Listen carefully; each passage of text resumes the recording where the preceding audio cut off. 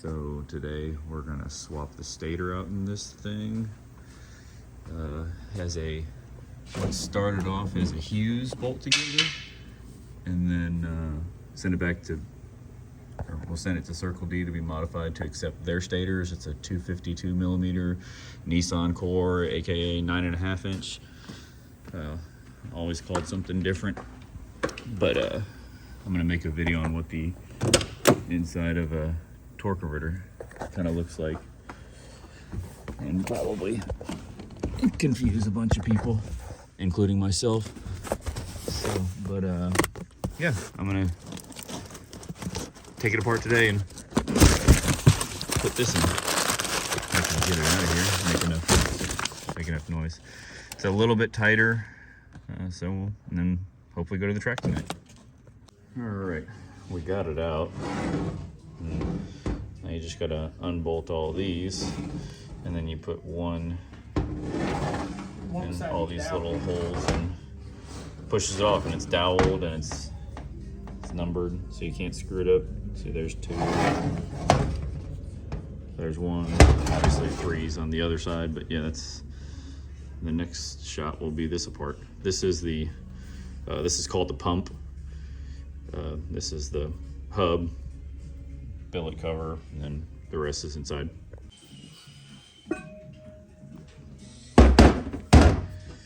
This is the pump. This is the stator that we're swapping out. The sprag rotates clockwise when it's face down in here, but this is actually a mechanical diode. That's the, I think they call it stator cap. This is the bearing that keeps that from, digging into it. Then this is the turbine. That's why they call this the turbine shaft sometimes. So this, see if I can get this out of here.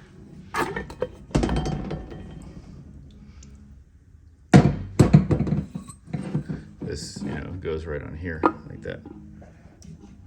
If I can get that up there. So when it locks, this gets jammed forward into that.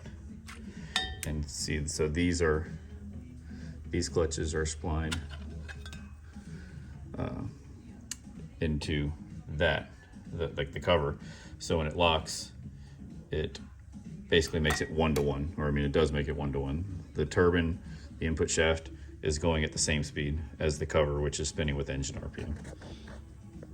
So my understanding, and I think this is how it works, of lockup is when you're not in lockup, fluid's coming down this input shaft and it's pushing the piston off. So it's pushing the clutch away from it, so it's not locking. That's what can sometimes drag if you don't do proper modifications to the pump. But then when you go into lockup, I believe it just releases the pressure and it reverses flow. So then it no longer has pressure in front of this piston pushing it back.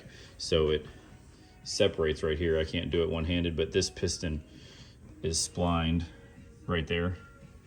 If this would focus, this piston is splined to that, and it moves in and out on this spline. So this pushes out and then locks the clutch. So that's how you get lockup. So lockup isn't really pressure. It is pressure, it's pushing out, but to create lockup, it's the absence of pressure in front of the piston. I could be wrong, but that's the way it was explained to me. And this is the old stator, second or third one we've tried. We just keep creeping up on it because I'm an idiot and I built a small bore engine in a 4,000 pound car. So I'd rather have it be too loose than too tight. But I don't have time to count it, I'll probably count it wrong. I believe there's one less fin here. And if you see, the windows are more open. They're at more of an angle. So with it being at more of an angle, fluid is coming through the stator quicker, and then it's getting redirected back into the turbine and the pump, or maybe just one or the other, I can't remember. And by allowing more fluid through, it makes this more efficient, so it makes it a lower stall. It makes it couple better. So the downfall is I might not be able to get on the two-step as easily with this one because it's going to be coupling better, but it's going to give it more efficiency down track. So that's the trade-off. You either get super loose, get on the two-step easily, or more efficiency down track, better ET mile an hour, you know, less heat, etc. And this is the stator. Obviously, this is the stator support. So that's splined onto here like that. So I don't remember the actual mechanics of it. You can hear the diode in there. But I believe, like when you're on the brake, it locks it. Or when you're applying torque to it, it locks it. But then as you're cruising down the road, I believe it's free spinning because it doesn't need the torque multiplication. So if you ever hear spragless, the term, it means there's no, this is fixed to the stator. It's never moving. So that can generate more heat because, you know, it's just shearing fluid more, I believe. And I could be just totally full of shit. Somebody will probably correct me in the comments, but this is really just a video for identifying the parts of a torque converter because they're kind of black magic to most people, including me. I was fortunate enough to have a little experience cutting these apart, you know, years ago before we sold all of our torque converter equipment. And now this is the only time I really mess with the inside of a torque converter. I'm actually going to replace these clutches because it's showing a little heat. See the ring? I don't know if that drags when I'm on the brake or if I'm doing something wrong, but I have the part, so I might as well replace it. You know, everything wears out. And here's why they call them a triple disc.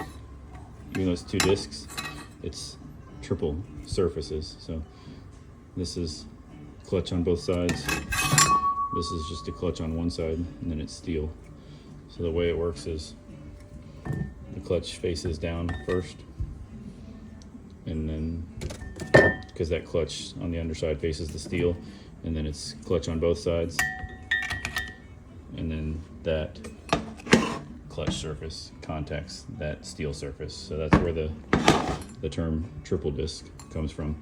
If it's a dual disc, it means it's just one single side or one double-sided friction, and then the steel sandwiches with that steel. So if you ever hear dual disc, that's what that means. I just thought about it in that second part where I was talking about dual clutches or dual disc. I showed something wrong. You can't put this one with the outer teeth down first, because if you look down there, if it would focus, I doubt it will, there's a ledge. There's a ledge right there at the bottom. So if you put that in there, the teeth hit the ledge before this is sitting flat in there, so it would make the thing try to bow, and that's not what caused that. That's not why that is hurt. I know I put it together right, but yeah, that's why the single-sided one goes first, and then this one goes second, which sits like that, which the same thing kind of occurs back here. There's a little ledge right here on that, which it's never gonna try to focus on. There you go, that's the little ledge, but it's more pronounced on the cover side. It's much more pronounced.